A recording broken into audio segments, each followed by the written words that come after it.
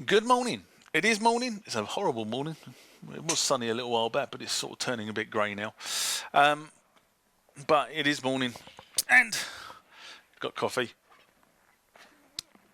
I've actually been to a famous Seattle coffee shop. No brand advertising on this channel. Anyway, I'm going to talk about something that happened in the UK in October.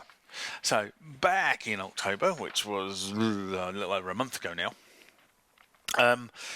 in fact it was on the 5th of October, up in Sheffield, and for those who don't know geography of England, down here you've got the south coast, a little bit up here you've got London, a little bit further up you've got Scotland, and somewhere about a third between London and Scotland you've got a place called Sheffield.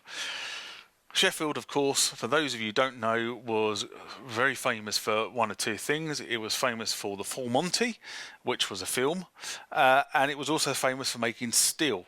It was one of the big steel producing hubs in the UK when the UK had heavy industry.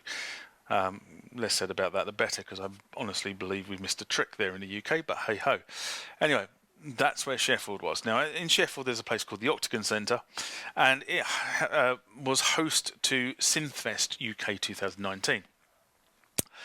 And I was a bit miffed about this, and the reason I was a bit miffed about this is because I bought tickets to go to Synthfest 2019 and then got sent abroad for work, and therefore managed to miss it, which was a bit of a pain because there were certain things I wanted to go and see. I'd been through the sort of seminar list and I ticked off my seminars as you do, and I had it all planned what I was going to do, and then about 3 or 4 weeks before the actual event I got told I needed to disappear off abroad for about a week, so I ended up missing it, which really was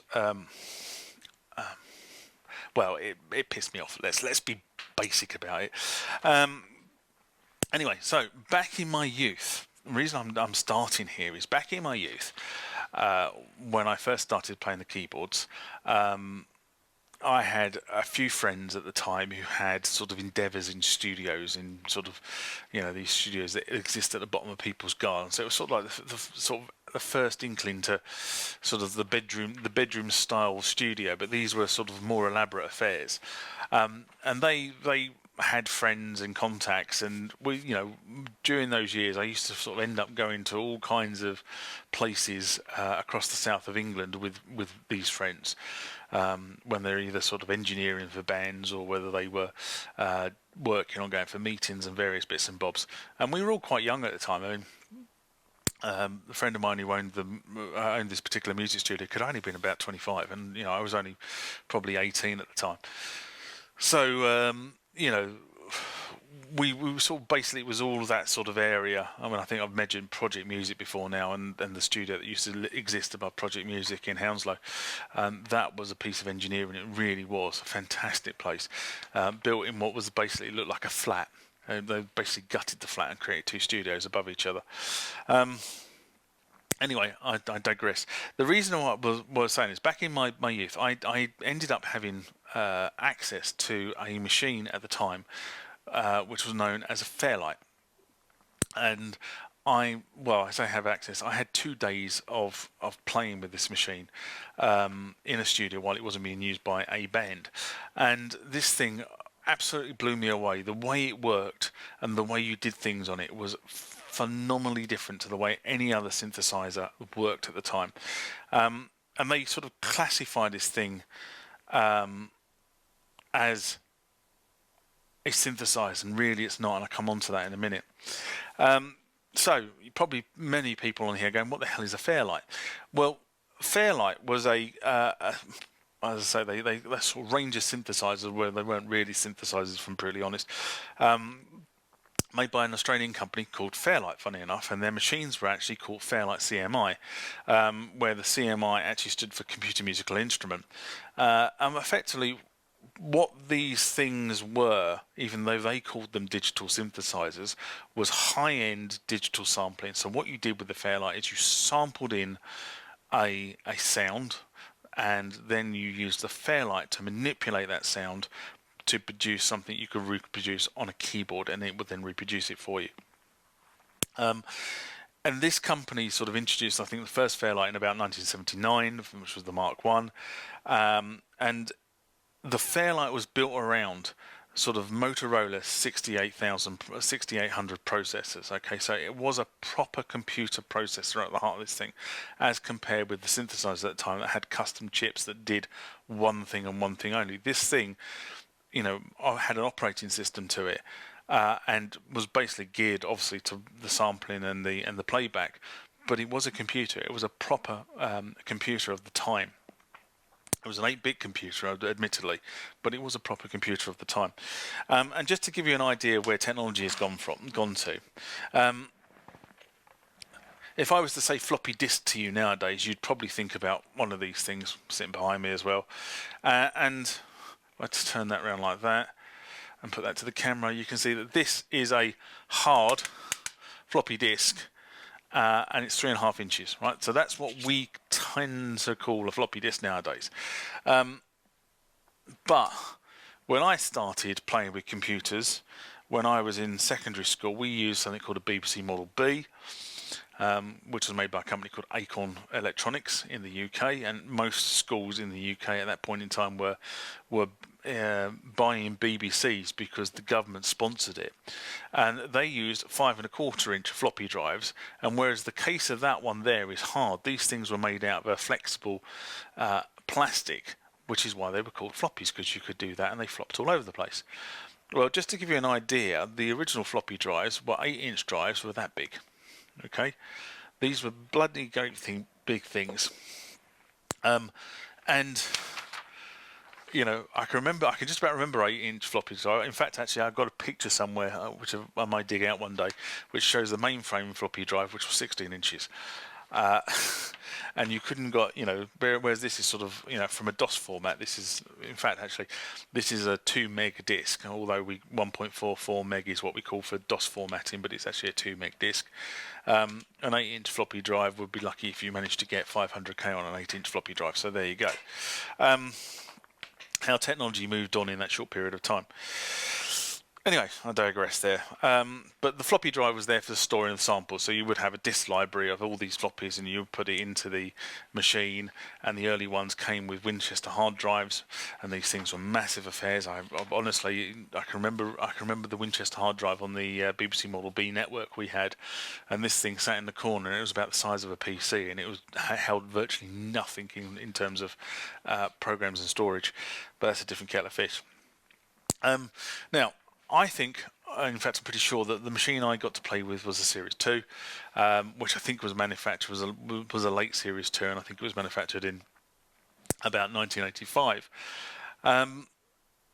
Now, by the time I got to play with it, this machine was already probably 4 or 5 years old, because I know roughly timeline in my history when I got to play with this. But I was actually blown away by this thing, I have to be honest. Blown away by the way it worked, and blown away by the quality of the sound. Which for somebody who was sort of basically playing around at that point in time on low-end Roland and Yamaha synthesizers, to be able to get access to this thing was phenomenal. It really was phenomenal. But I couldn't afford one, because at that point in time, these things were retailing between £30,000 and £100,000. Yes, that's pounds, not dollars. £30,000 to £100,000, depending on the configuration option. So you could open this thing up, and you had various cards that you could insert into the board that made it do other things, and things like the DNA converters, all this sort of stuff. Everything was modular, and you paid for everything you wanted. So you could start with a base cost of £30,000, and you then started adding to it, and you could quite easily rack up to about £50,000. And many people have said that in the past, that they started with what they thought was a £30,000 unit and ended up at £50,000. Now, back in the early 80s, £50,000 would have bought you a very, very nice house in London. Not in central London, but on the outskirts of London. You would have got a very, very nice house for £50,000, I can assure you. So that gives you sort of an idea of the cost of these things. So obviously I started this thing by saying I didn't go to Synthfest, but this was one of the seminars that I had actually wanted to go and see, and it was run by a guy called Rob Puricelli, and he did a 50-minute seminar on the Fairlight. and he walked through the history of the Fairlight, where the Fairlight came from, so from the Quasar 2 days all the way through the development of the Fairlight. And you've got to remember that at this point in time, with a price tag of £30,000, these were the top end machines. If you went over to the States, they had the Synclavier, which was the top end machine. Okay, and the Fairlight was probably, I would say probably the Fairlight had stole a march on the Synclavier because it was slightly more functional, but it didn't take long for the Synclavier to sort of realise that and start to implement a lot of the Fairlight features on the Synclavier platform. But that's a different kettle of fish. And the reason why Fairlight is not really around today is because the other manufacturers stole a march on Fairlight. They started producing hardware synthesizers and hardware samplers, and hardware and software started to become available for Amigas and Atari STs and such like, that allowed you to do a lot of the functions that the Fairlight gave you, but relatively cheaply. So, you know, a lot of the big end samplers towards the end of the 80s, you know, were sort of starting to come to market in the £3,000 to £5,000 price bracket. So all of a sudden, what you've got is a Fairlight that is £30,000, and a specific piece of equipment from a manufacturer that was high-end 8-bit, maybe 16-bit at that point in time, but it was considerably less expensive to buy. So if you were a musician, would you buy the Fairlight, or would you buy the other hardware synthesizer, or the hardware sampler synthesizer, etc.? Well, it doesn't take a genius to work out. You can buy all the functions for under 10 grand. So there you go. That's sort of kind of what really killed the Fairlight. I mean, it was too expensive for the market. Bear in mind that every single Fairlight was handmade. All right, the cases were handmade, the boards were handmade. You know, it was a real cottage industry. It wasn't, you know, they didn't have sort of big flashy premises. They were working out somebody's garage, I think, for a long time. But there is going to be a link to this video in the description, so don't worry, you can go and go and watch it. But I honestly say, go watch this thing. It's about 50 minutes long.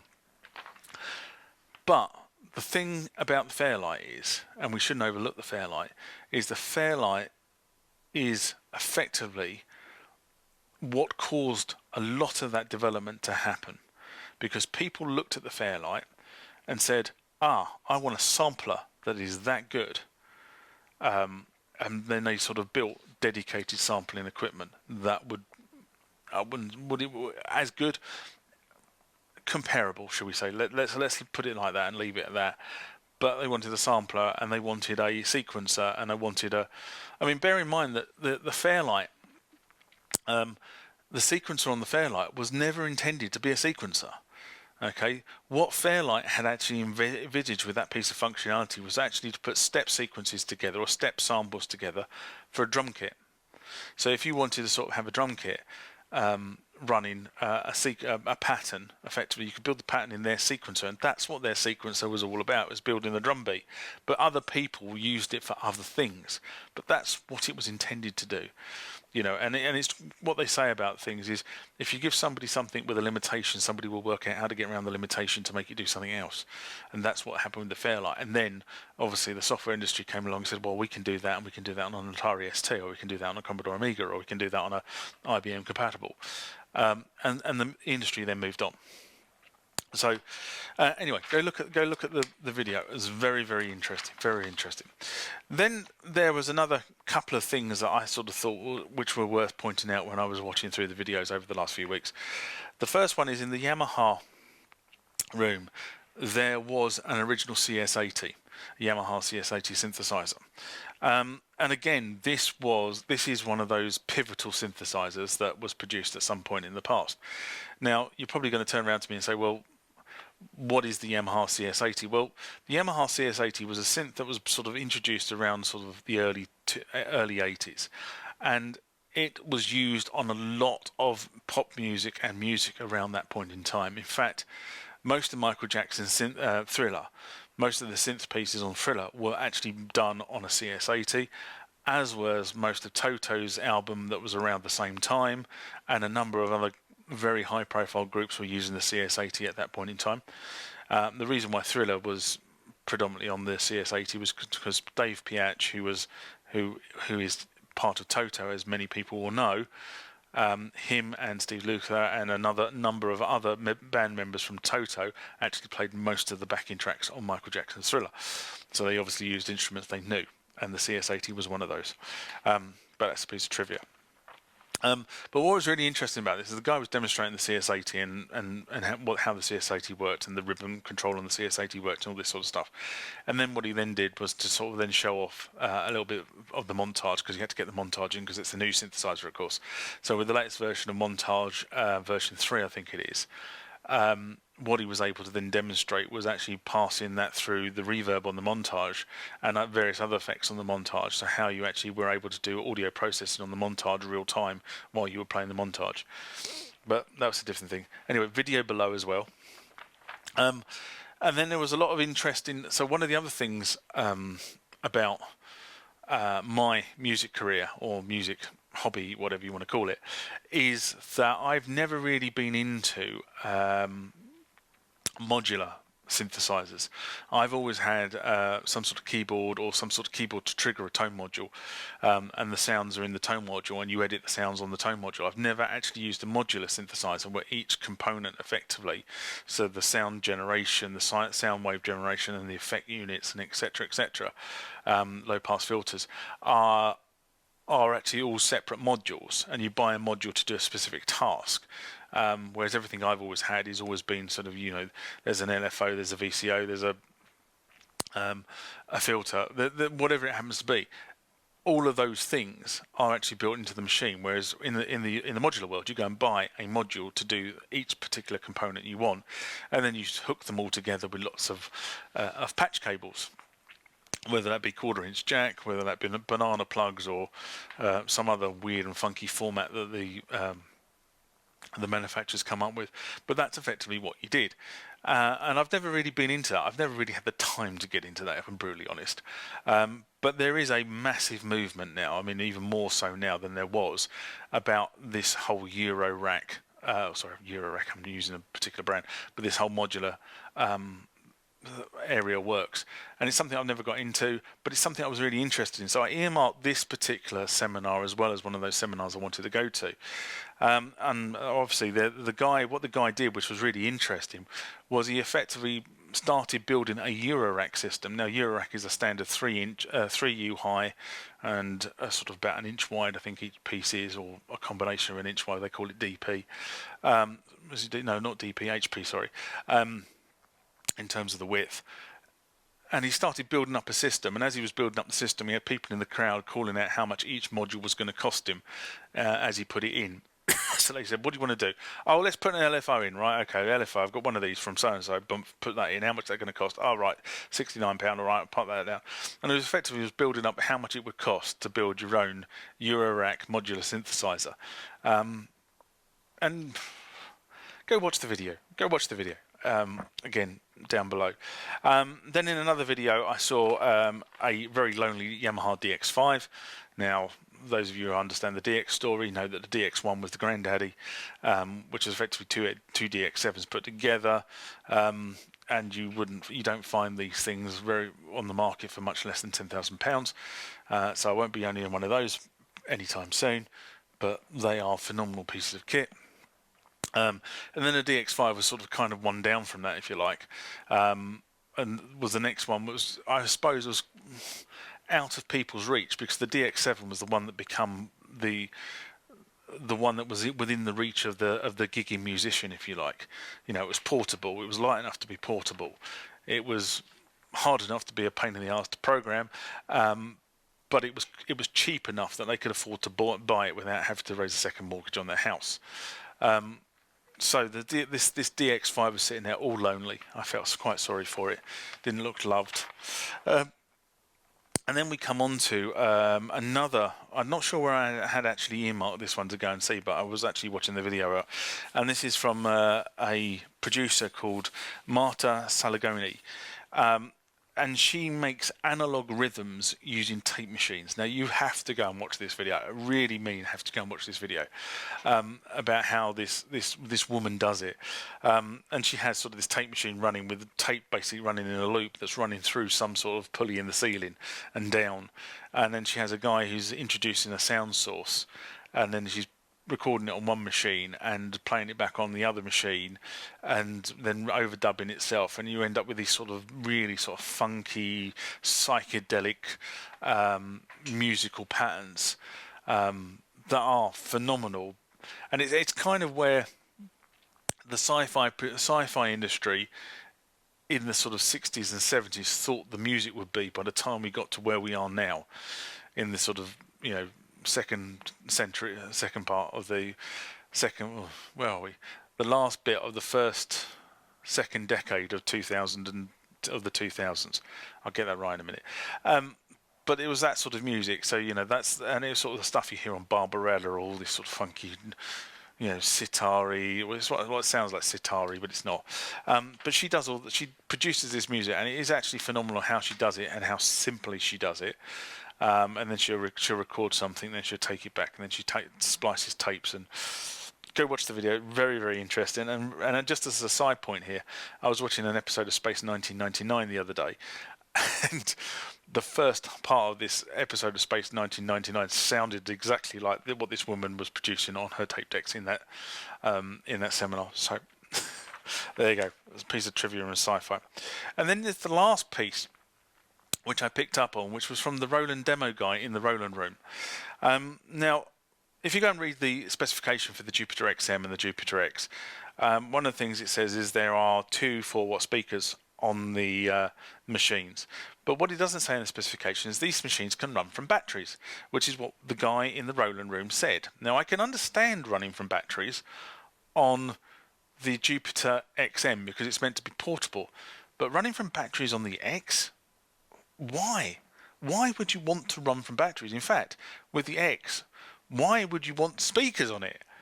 I'm a bit shocked by that, to be honest. I mean, this is a professional grade machine, and we're putting speakers on it, and then we're allowing, you know, you can run off batteries. I'm absolutely gobsmacked about that. I have to be honest, purely because I think the people that these machines are aimed at are really going to run these on batteries. It just seems to be a waste of engineering to me. Why have you engineered it to run on batteries? I mean, you know, how happy it does. If I had one, I'd never run it on batteries because it'd be sod's law. I'd forget the batteries are in there. And at some point, those batteries would leak all over the circuit board. And there you go. You've got £2,000 of equipment that has gone US because all the acid has leaked onto the board and eaten the circuit traces. Really? Batteries? Anyway, as they say in Trumpton, that, said the mayor, was that. See you next time. Bye-bye. Remember, hit that like button if you like what you saw. Subscribe to the channel and hit the bell icon to be notified about more rants, more mailbag, more questions and answers, and more videos about this sort of stuff when it's loaded to the channel. Until next time, bye-bye.